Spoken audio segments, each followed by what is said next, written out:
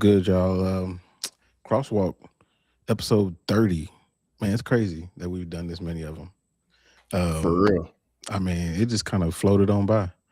But Yeah, like bro, I remember when we first started, and I was like, I wonder if this gonna be something we do on a regular basis, or if it's gonna like be a couple episodes, and then that's the end of it. And the next thing you know, man, like I look forward to it every Monday, dog.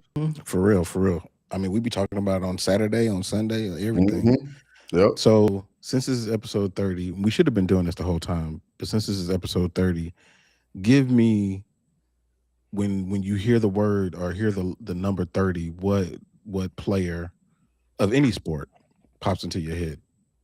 So I'm gonna take the easy way out. I'm Okay, going I with Steph. already know. I know he's going. I'm going with Steph Curry. I'm taking the easy way out, dog. Steph Curry.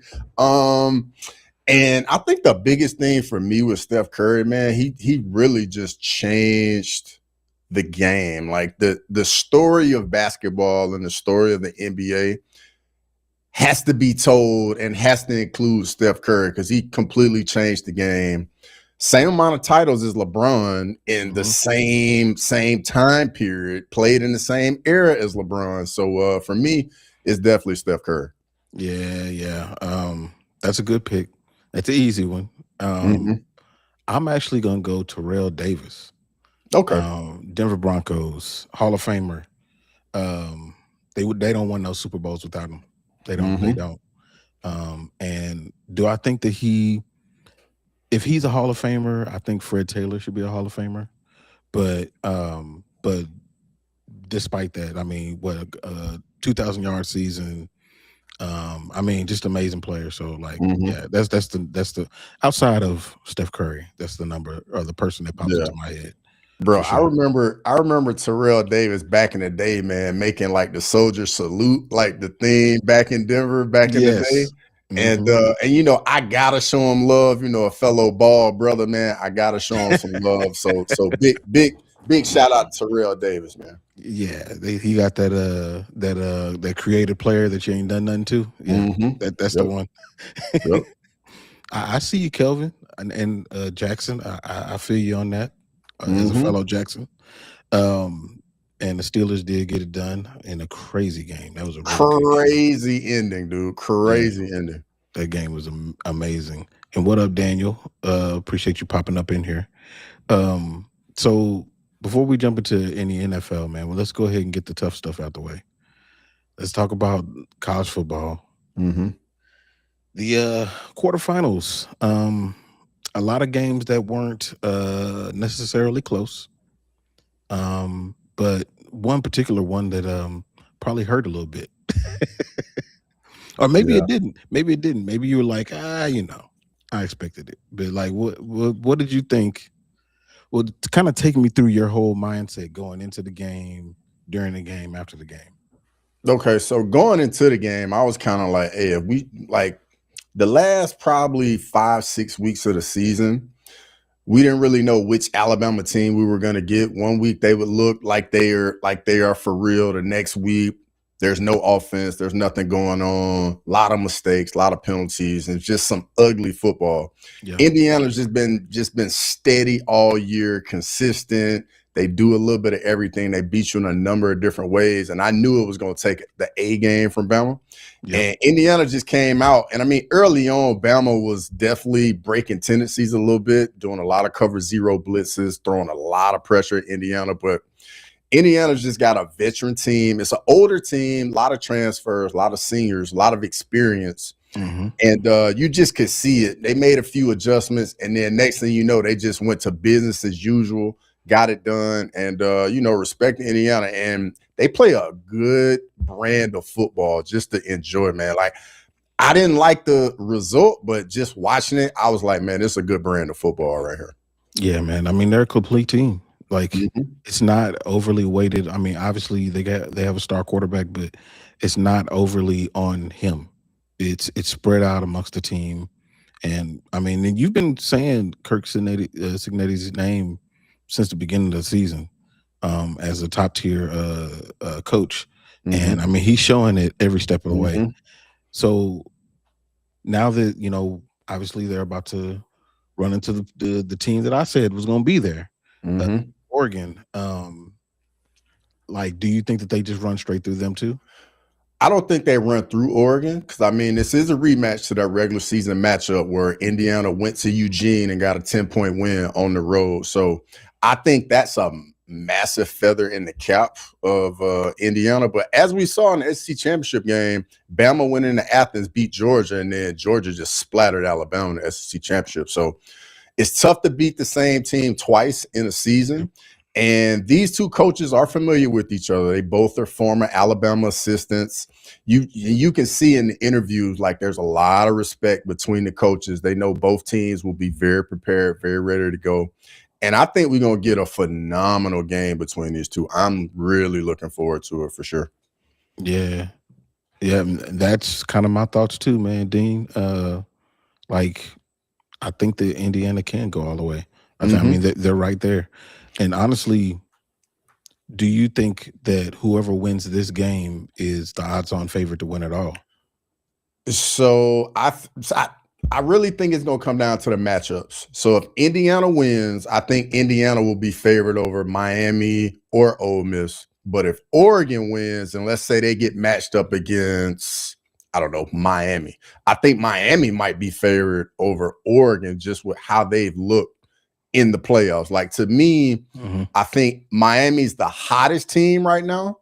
Yeah. But I think Indiana is just, they have that consistency all year. And I definitely think Indiana, not by a big margin, I think Indiana is probably the odds-on favorite right now. Yeah, I definitely think so. I definitely think so. On the other side, and it's scrolling by right now, Ole Miss and Georgia. I think that was the best game out of all of them.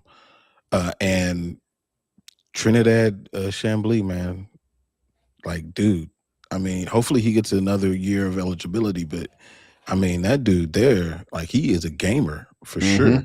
What did you take away from that game? Man, he's just one of those guys that where, like, when you drawing up plays, the X's and O's, like, he got some things you can't really put on the chalkboard, and he gonna make some plays that's off script that on the flip side, as a defensive coordinator, you can't really game plan for real. So like, this dude been playing out of his mind, and it's very tough to deal with. I mean, if you get pressure on him, you get a free runner at the quarterback. He's not an easy guy to get down to the ground. He's so elusive, buys himself time, and receivers just get themselves open. And then, quiet as it's kept, the running game with Lacey is the real deal too for Ole Miss. Yes. So that's something that I don't think gets enough attention from people.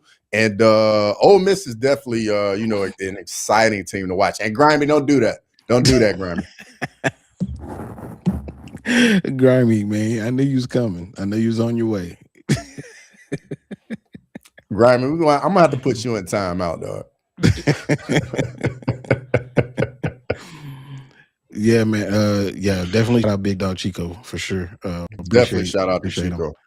But yeah, dude, like I was pleasantly surprised. And I know that going into it, I was talking about that I felt like this is where they were going to miss Lane Kiffin, but it seems to be quite the opposite. I remember I sent you a clip earlier in the week about what the players were saying. They felt like they actually had a real coach now, somebody who's really paying attention to them as a team, not somebody whose ambitions were taking them elsewhere. And to hear the players saying that was, I mean, it really kind of affirmed what I felt about the whole situation. But you made a good point, that Lane did build the program. Yeah, he definitely built it. And I think going into that bowl game, like, when you have like a rallying cry, something that everybody in the room can get behind and get on board, it definitely can galvanize your team. The real question is going to be, can they sustain that? Can they use that going into the Miami game? Because Miami's got the same type thing. Like, they've been doubted by everybody. They beat A&M on the road. They went and they beat the Dragon, Ohio State, when nobody really picked them to win. So I know they got a lot of momentum, a lot of confidence. That defensive line for Miami has been playing out of their mind. Shout out to Ruben Bain and the other Ruben edge Bain.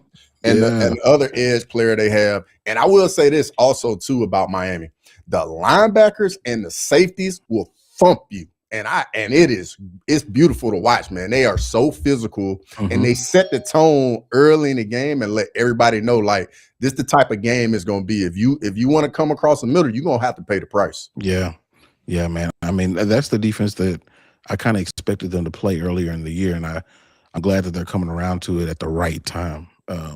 And like you said, Ruben Bain, at the beginning of the year, his draft stock was super high. It kind of fell off, but now he's able to reassert himself, and hopefully he can slide into number 12 where the Cowboys picking. He ain't gonna be, hey, if he keep playing like this, he ain't gonna be around. He ain't gonna be around by 12. I wouldn't expect it. Ooh, Danny, that's a really good question, and we're definitely going to address that in just a few minutes. Yeah, we're gonna get to it. That's a great question. Grimy said, I didn't even know that Chamblee was out of D2 Ferris State. Yeah, bro. That's the thing, man. With the NIL and transfer program, bro, you can get found anywhere. You go to a small school and you do a little something, and your tape gets out there, bro. You can get found anywhere. Yeah, for sure. The last semifinal that we didn't really touch on, but it was a blowout. Oregon and Texas Tech. It didn't get up to the score that I thought it was. I thought it was going to be in the 30s, but it was what I thought. I thought that Oregon was way better than them. I thought that Oregon is, they should be in the Final Four. And they've kind of been under the radar since the beginning of the year. Obviously, they took, some losses, but they're right where I thought that they would be. But anything that you took away from that fight, so you was talking about fights from that game. Yeah. So for me going in, like, I know going into it, you were expecting to track me. I wasn't really expecting much from Texas Tech, especially the offense.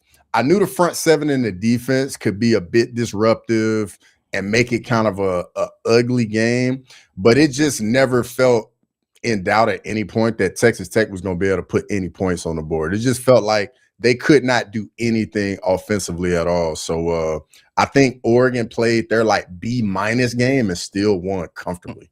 Yes, with ease. Do you think, this is the last question before I talk about this transfer portal, do you think that if Notre Dame replaced one of those, either James Madison or Tulane, that this would have been any different?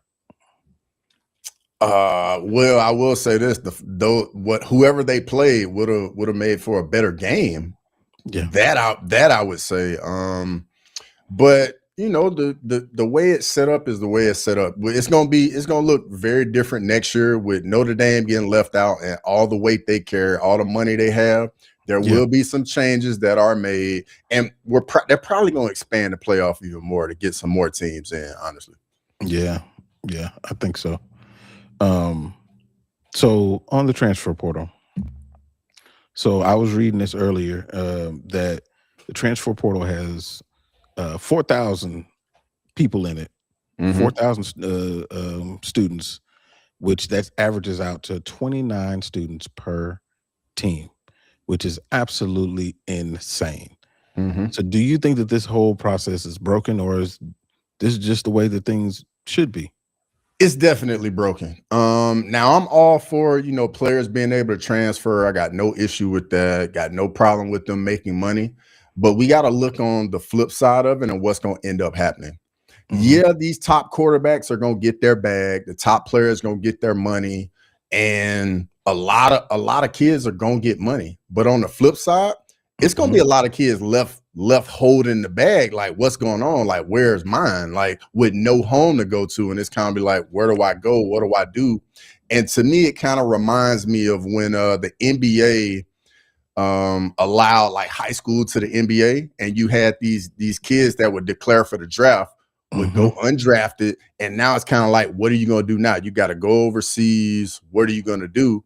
And I think what's going to end up happening is the Wild Wild West right now. All this stuff is going on, and they're probably going to reel it back in to where there's going to be some type of like stipulations where if, I don't know, like change the date of the portal.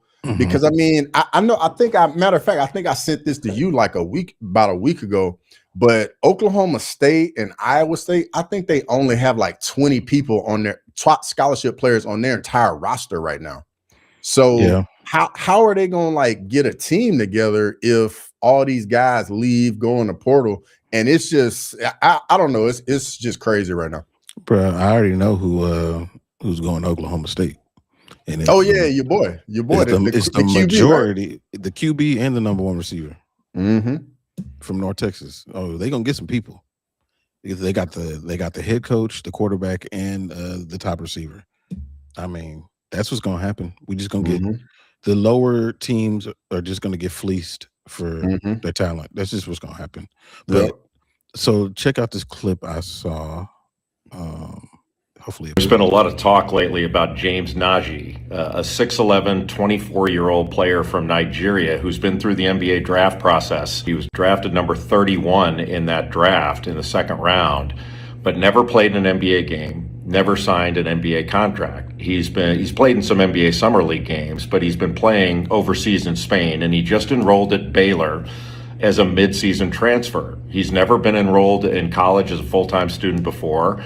And a lot of coaches have come out saying this is not a good thing. One thing I think the coaches are missing out, they just don't know the rules. This is not unusual in that a mid-season transfer, this has happened a lot before, and the NCAA rules allow it. If James Nagy had signed an NBA contract, that would be different. But you can play professional basketball, both in the United States and overseas, and play on a professional team as long as the money you take is essentially your expenses. So this idea that somehow LeBron James can retire from the Lakers and play for Ohio State, that's not within the rule structure. Look, if you don't want a player that has played professionally on a professional team in Europe or on a professional team in the United States like James Nagy, then don't recruit him. What a lot of these coaches are saying is we don't want to play against him. And that's not something that I'm good with. I don't agree with that. The NCAA used to have a rule. It was called the year in residence rule. So when you transferred, you had to sit out a year before you were eligible. The reasoning was you had to get used to your new school and take time to get used to your school, which really made no sense that a transfer that already had college experience needed to sit out while freshmen who had no college experience were eligible to play right away. And so they punted on the rule and came up with the transfer portal. The solution to that is simple. Sign players to multi-year contracts and include buyouts in those contracts, and then enforce those contracts. I understand the complaints that coaches have, and I share some of those sentiments, not all, but some. What I find contradictory is coaches will talk about loyalty and going through adversity with regard to the transfer issue.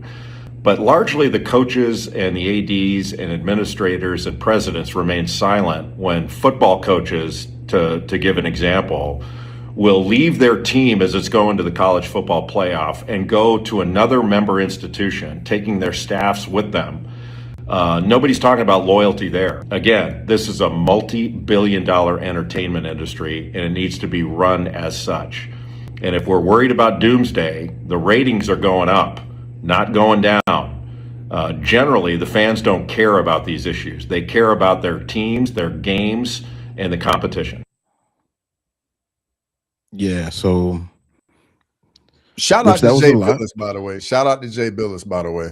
Love me some Jay Billis, dog. He does a phenomenal job. He does. So with that, do you think that that's a viable thing? Obviously, he was initially talking about basketball, but the transfer portal is universal when it comes to these sports, especially for specific basketball schools too. But do you think that a solution could be multi-year contracts with a buyout? So it's funny you bring this topic up, bro. This is actually something I know about very well. This is actually something I did personally. So it wasn't the same sport. I went back to school and played a different sport. So it's definitely something I know very well. But what he's saying is 100% the truth and is the case. Like the way you combat it, you sign multi-year deals and you include buyout language in it. And if they go, like, he never signed an NBA contract, so he's able to go back to college. He never enrolled in college full time, so his eligibility clock never started. So and I know all of that because I had to deal with it as well. But yeah, it's a bold new world we're living in, seeing these guys play in the D League and then go back to college. Like, it's strange, but I mean, I think it's the best thing for the players. And I mean, at the end of the day, if people are going to watch the product that we put on TV, I don't see why not. Yeah. I think that's the way that it should be handled. I mean, they got to treat it like a professional league, because that's just the way it's being consumed. That's the way that people are making money off of it. You got to treat it that way. I mean, and these kids now are getting paid like it. Yep. You're getting paid millions of dollars. It's nuts. And Danny, these aren't Coach Prime's blenders, but I do have some of those though. But these aren't Coach Prime's though. Yeah, them blenders are nice too. Yeah. Oh, big dog Chico. Shout out to Chico, by the way. Shout out to Chico in the chat. Yeah, Chico, if you want to jump on, bro, just let us know. For sure.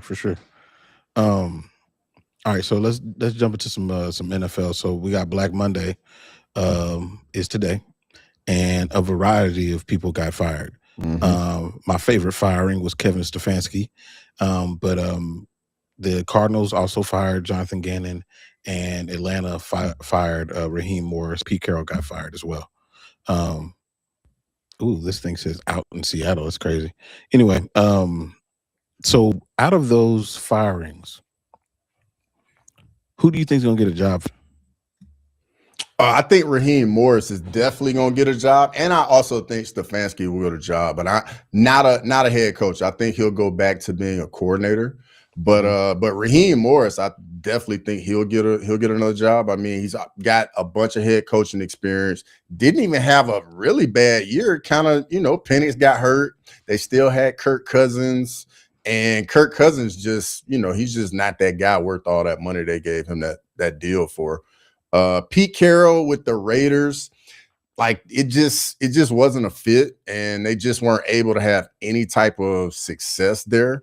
Yeah. With the Cardinals as well, it's a similar type thing, man. It's so much influx going on, and with all these organizations, man, they got to get some stability, and they got to figure some things out. Yeah, man, I agree. I was actually surprised that Raheem Morris got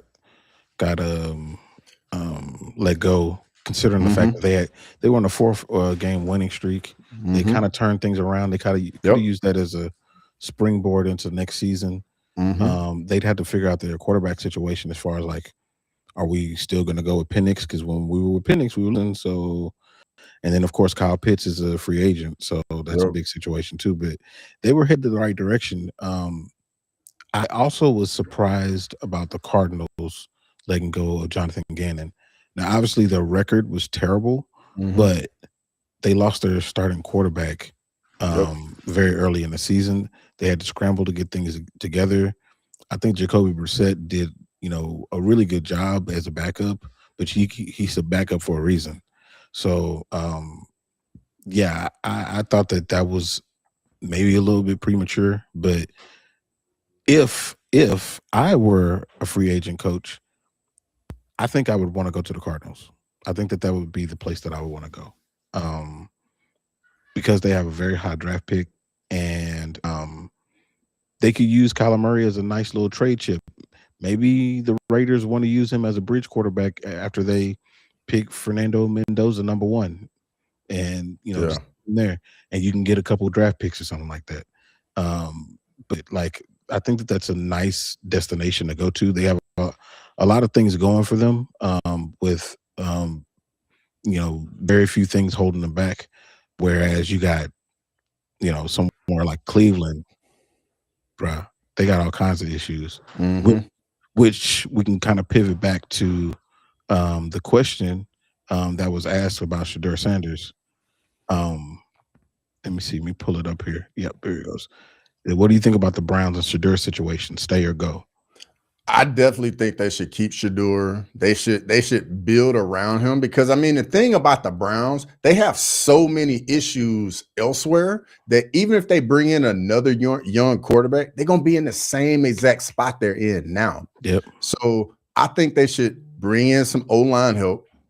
First and foremost, that's got to be priority number one. You got to protect your young quarterback, and you got to let Shador go out there and take his bumps and learn. Because I mean, if we look at all these young quarterbacks that's having success right now, they all had to deal with adversity early in their career. It's just part of the process. It's normal. You're gonna go through with it, but these guys are gonna get better. They are competitors. You know what I mean? So that's what I personally think about it. But hey, we'll see what happens.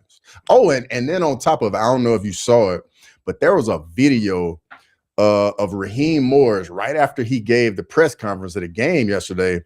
Arthur Blank hugged him, and I think I don't know if it was his son or somebody else, maybe the GM, like they all like hugged him, and then they fired him like a couple hours later, bro. Like it's an evil world we live in, dog. Man, it's all business.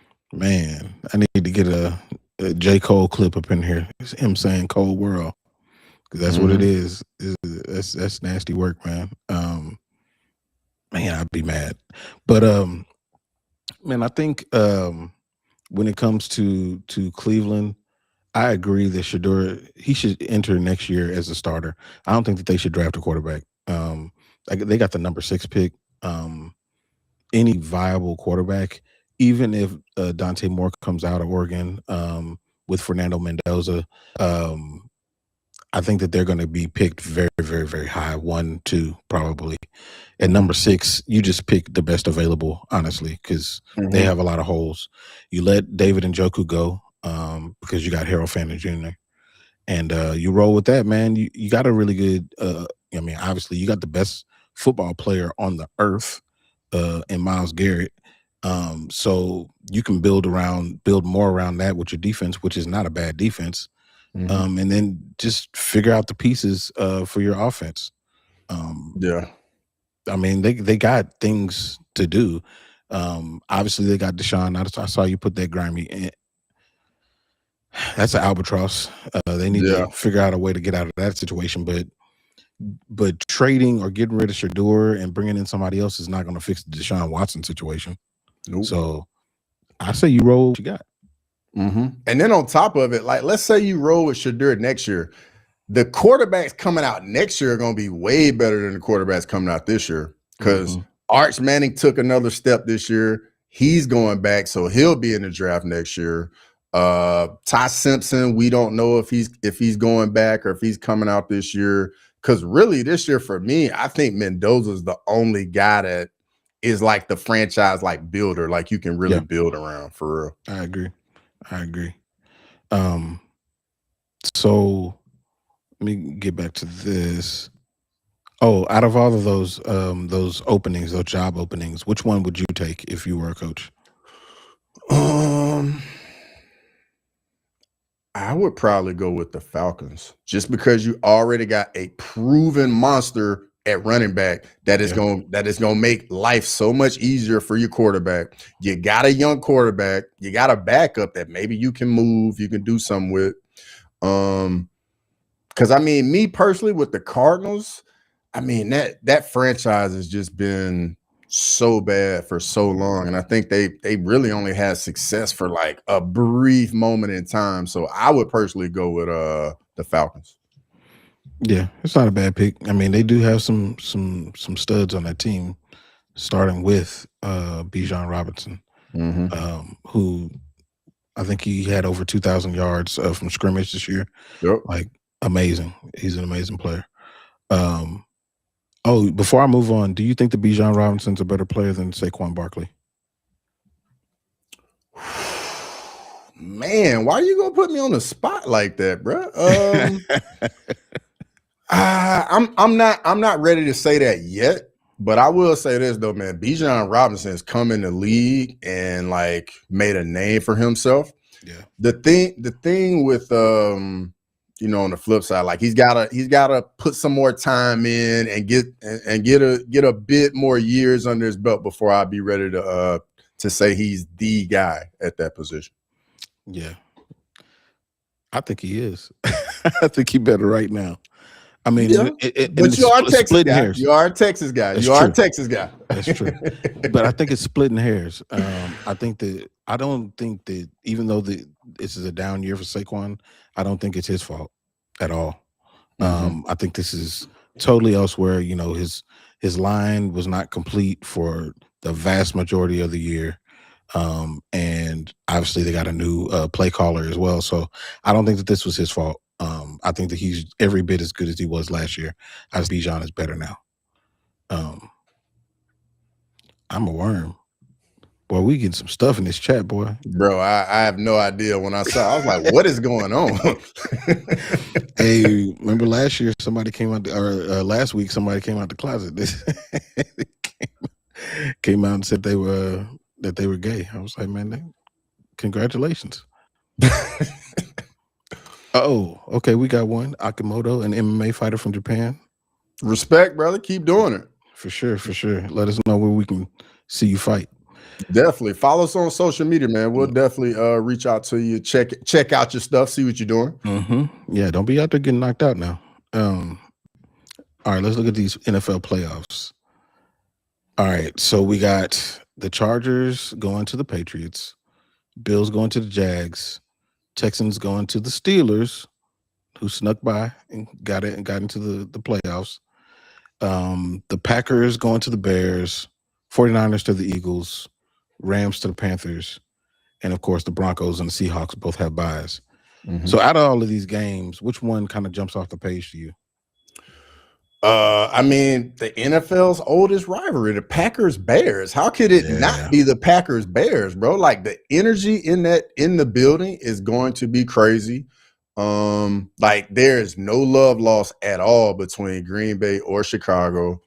You know, we get to see two young quarterbacks on a big stage in the playoffs, must-see TV. I'm really looking forward to that. And I mean, honestly, I'm gonna watch all these games. I ain't gonna cap right now. I'm watching every single one of them. Got to. Yeah. Going into the Texans Steelers game, I'll briefly touch on that. Man, the Texans, in my opinion, like them and Denver, I think they got the best two defenses going into the playoffs. Like the way that the Texans defense is kind of put together is very well done. You got two monster edge rushers. You got two elite corners, and they don't have to blitz very much, and they get pressure. And the DBs secondary know the ball's got to come out quick. So that defense really gets after people. I think they are going to get after Aaron Rodgers. DK Metcalf will be back. So that game is going to be phenomenal. Bills Jaguars is kind of like, does Josh Allen, does he finally take that step? There's no Mahomes in the playoffs. So can he get to the Super Bowl this year? Or does Trevor Lawrence take that next step in his development and where he is in the pecking order of quarterbacks in the NFL? Then you go to the Chargers, Patriots, Harbaugh in the playoffs, phenomenal. Drake May, your boy who you was talking about early in the year, and the Pats, like, what's he going to do? Is he going to take that next step? Or can Harbaugh, you know, bring some success to the Chargers? And I'll let you touch on some of the other games. Before I touch on those, Akimoto, like, that's the dude from Rising, the Hunter. I don't know if you've seen him fight before. Yeah. I mean, if that's him, I don't know if that's him, but if that's him, like he says, he trains with Horiguchi and Pantoja. That's what's up. That's what's up. Yo, if it's really you, dog, we might have to get you on the episode, man. For real. For real. Let us. We got to connect. Definitely.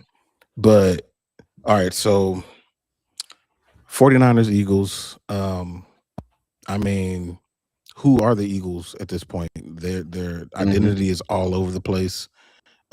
Especially from an offensive standpoint, which is kind of filtered over into the defense. So to me, that's the biggest story heading into that. Obviously, the 49ers, it's always the same. It's always health. Who's healthy, who's playing. And I feel like if the 49ers have just a little bit of health, then they should go in there and get it done. And obviously, I'm biased. I want the Eagles to lose. But I think that they can, man. But I don't like the 49ers either. But I think that they've proven that they've been able to do a lot with less. during this season in all kinds of different ways, losing their quarterback. Christian McCaffrey's he's been healthy, surprisingly, but their receiving core has been all over the place. So just the fact that they've been able to do all those things with the injuries that they've sustained, I feel like they might be able to go in there and get it done. Rams should run right through the Panthers, honestly. Yeah. And obviously I've been the big champion of the Panthers, and this is about as far as I thought that they were going to get. So this is it. I mean, it's already a successful season for them. I think that they are a year ahead of where they thought they were going to be as far as winning the division. But I think this is kind of where it stops, where the Jimmies and Joes are just going to be a little bit better on the Rams side. And the Rams need a win because they've kind of fell into the playoffs towards the end of the season. Let's see, which one did you not cover? I think you might have covered all of them.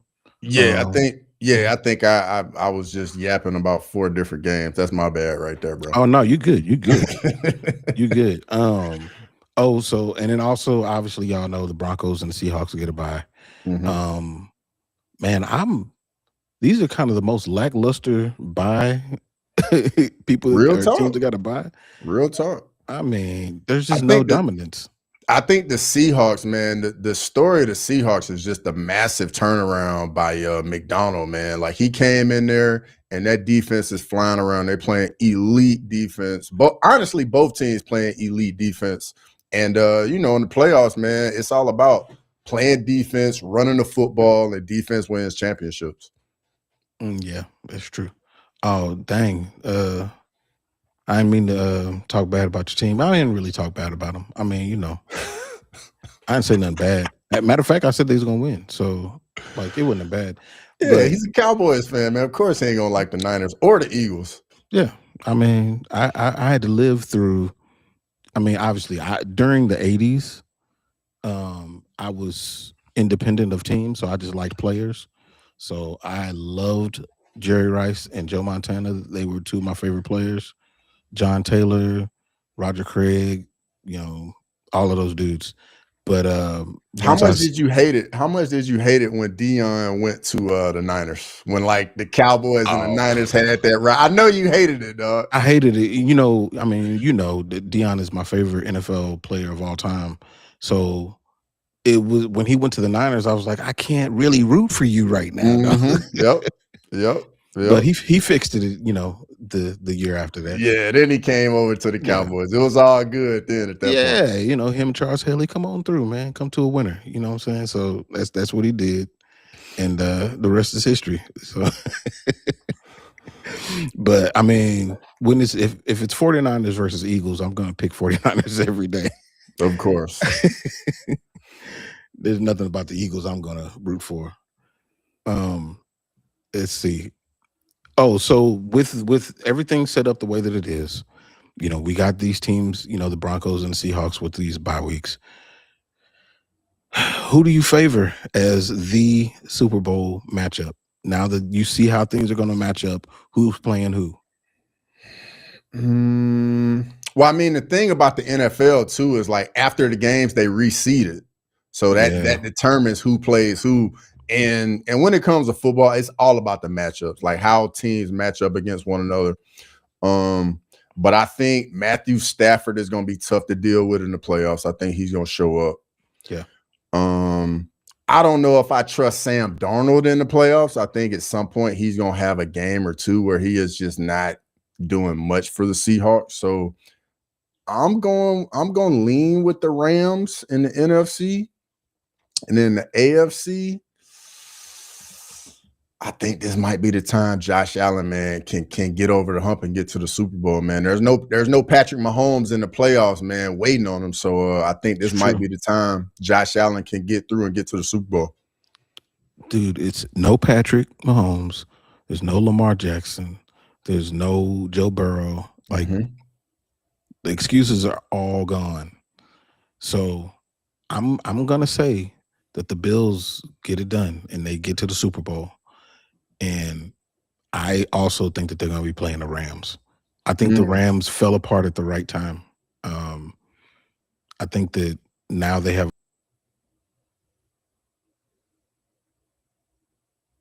I think your audio went out.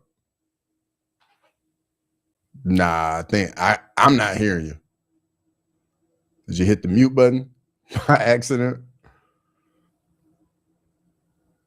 Couple technical difficulties on Crosswalk Day. Nah, we still can't hear you. And I know you was flowing. Oh, all right, there you go. You back now. You back now. Yeah, no, I was talking about good old Josh Allen and all them. But yeah, from the Rams standpoint, I think that they've run into the roadblocks that they needed to run into to get themselves in the right place. So I think it's a really good time for them to kind of turn things around. They got some adversity, and it's going to build them together. And they got us against Panthers.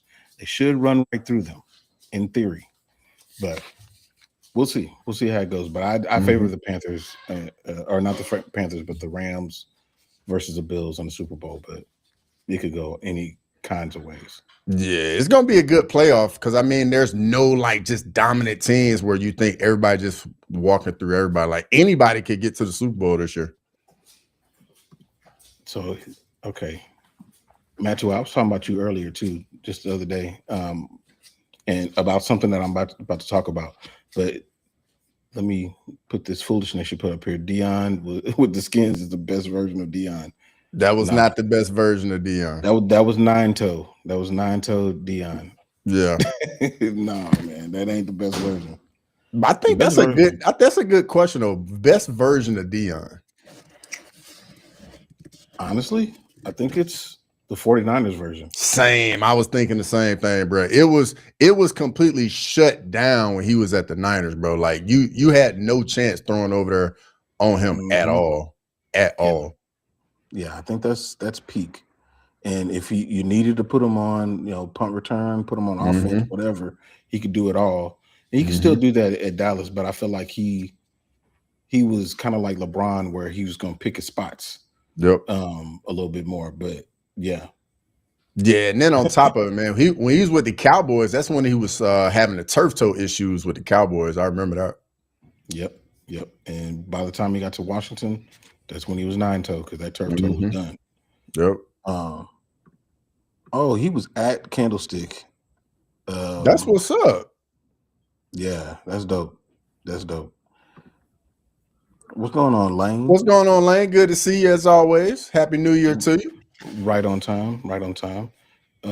Two is still more in the Skins. Yeah, they're terrible. Danny said he was at Candlestick when they finally beat the Cowboys. Praise God for Dion. I think you're right about Darnold puckering up in the playoffs, but the defense will keep the Seahawks in it. Dude, he's got to get over that, man. He has to. He has to get over that. Yeah. All right. So last thing we're going to talk about. So the UFC officially have moved to Paramount. If you guys haven't seen, anybody that watches the UFC, if you haven't seen how things started to transition over to Paramount, it's interesting. I'll say that. And Matthew, you came in right on time because you're a designer like me, but like you saw it. And you've been in there. Like, what was your thoughts about how the whole Paramount app is and all that? So I'll say this: like, first off, I like how the app looks. The functionality is cool.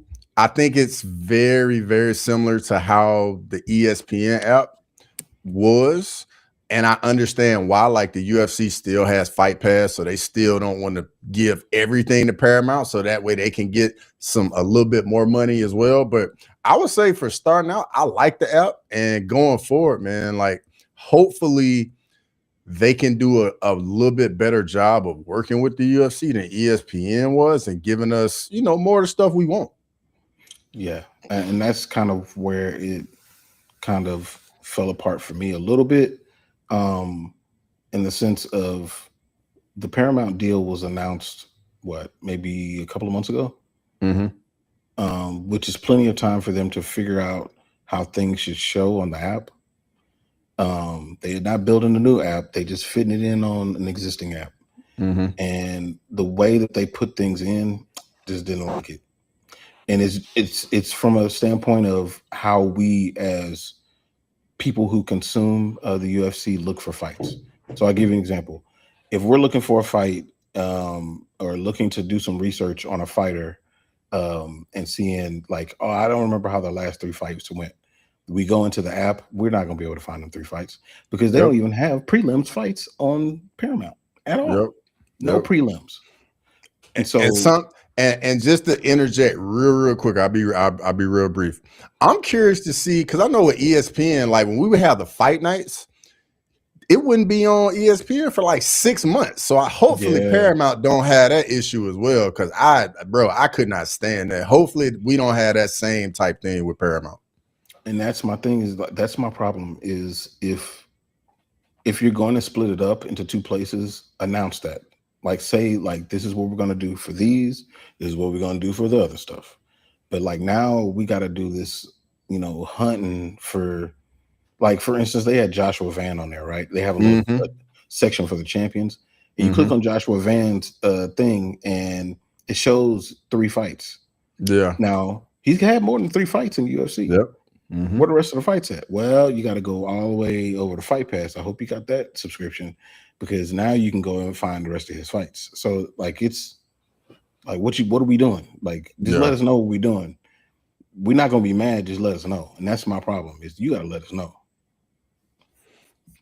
And Lane asked, will ESPN still be showing prelim? That's a good question. I don't know. Do you know? They should. I doubt it. I don't think so. That's what I would think too. I'm curious if ESPN is going to show the results. And have like UFC or MMA articles and news and stuff. I'm very curious to see about that as well.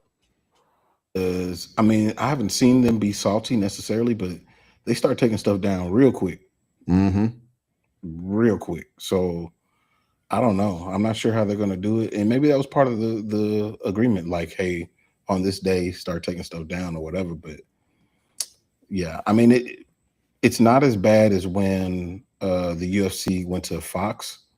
That one was an awful transition at the beginning. But it's a little rocky from my perspective, but they've got 19 days to get right. So yeah, we'll see. Bro, back to back numbered events too. Like when it gets cranked up, it's gonna be it's gonna be firing on all cylinders now. It's funny too, because I didn't realize that until I looked today, and I was like, okay. So they dodged the NFL playoffs a little bit, and college football playoff a little bit, and then they're gonna hit us with 2 back-to-backs. And I'm here for it. Yeah, I ain't mad at that at all.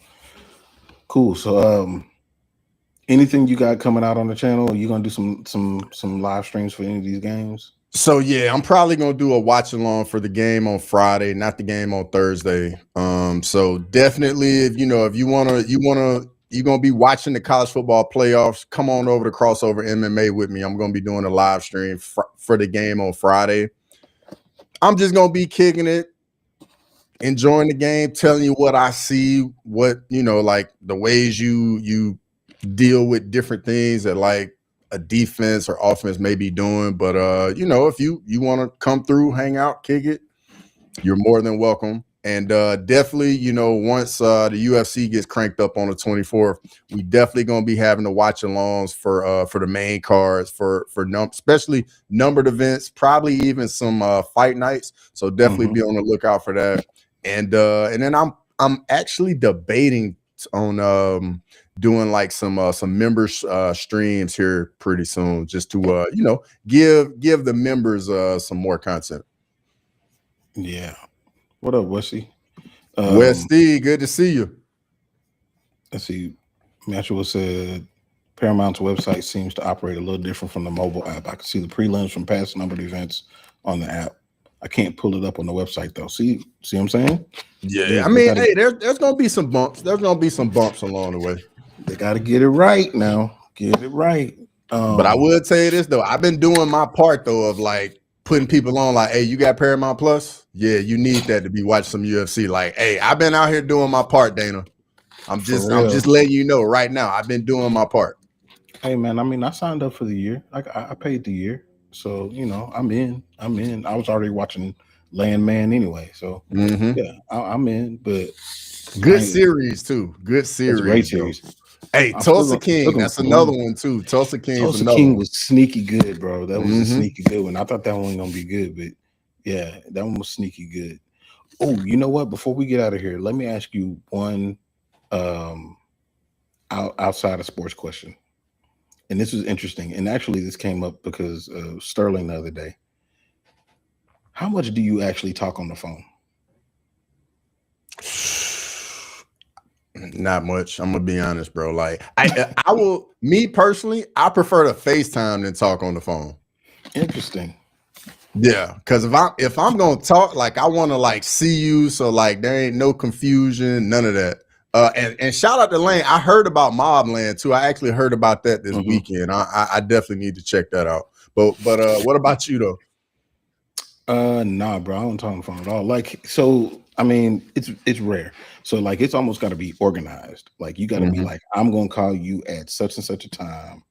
So because you know, one, I'll be with my kids, or if I'm not with my kids, I'm like, you know, this is my solitude time. You know, Yeah, to I don't talk want to to them. talk to nobody. I don't feel like talking. You know what I'm saying? I don't feel like talking. It's like it ain't got nothing to do with you. It's just like, hey, look, I don't feel like talking right now. When are you available? And then But if I am on the phone, like we talking about exactly what you need, and then all right, I'll holler at you later. yes, no chit chat, no small talk. That's for in person. UFC on Netflix right now. What? What? Really, Danny? I did not know that. That's interesting. Boy, they just spreading themselves thin. Before we jump off of here, go ahead and give Danny the backgrounds. Man, look, I am not a professional athlete. I didn't play in college. Well, I mean, I did athletics in college, but it wasn't football. And so, but I'm a massive just sports fan. I've been involved in sports for forever. So, and from a technical standpoint, from you know being in it, you know, helping coach it and all that stuff. So that's kind of where I come at it from. But Crossover has a very different introspective on sports and his way into it. Yeah, so my background, former professional athlete, played baseball professionally, played Division I football in college, love sports, major MMA fan, but I watch almost all sports. And I mean, like, I'm that guy, like, especially during college football. Like, I got 5, 6, 7 games going at once, and people are like, how do you do it? I'm like, hey, I've been doing this for a while. Like, it's just what I do. So yeah, man, I'm all about sports, man, for real. I enjoy it just as much as y'all do. Yeah, his house You looks see like that Trey Young about to get traded? I see you, Tats. Traded to who though? Yeah, this is my thing about Trey Young. I don't think teams really want him for real, because like people don't really like playing for him. He doesn't play any defense at all. So I'm just like, what are you gonna get back for him?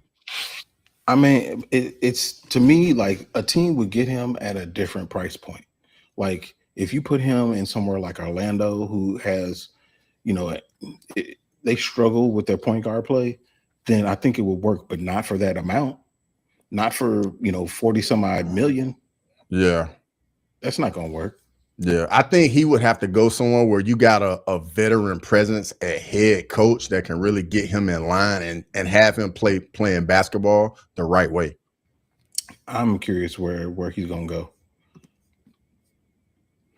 Mark Stein said the Wizards are talking to them about a package revolving around CJ McCollum and other stuff.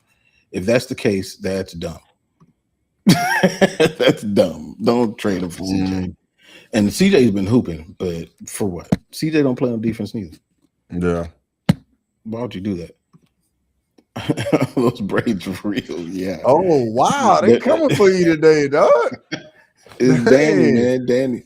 Danny said he was a loose cannon, Danny 007. But not yet. He's real, man.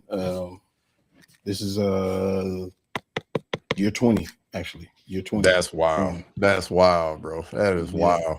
Yeah, we got one extreme to the other over here on the show. For real. For real.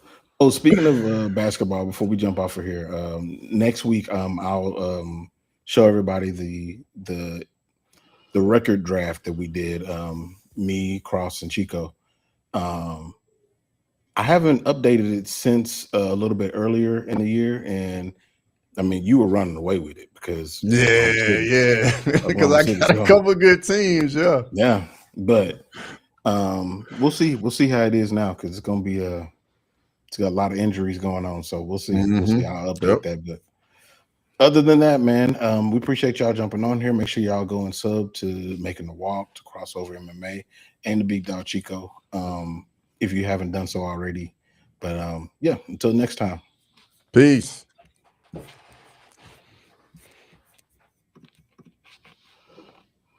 Thanks for watching Crosswalk. Come back next Monday to chop it up. So please, whatever.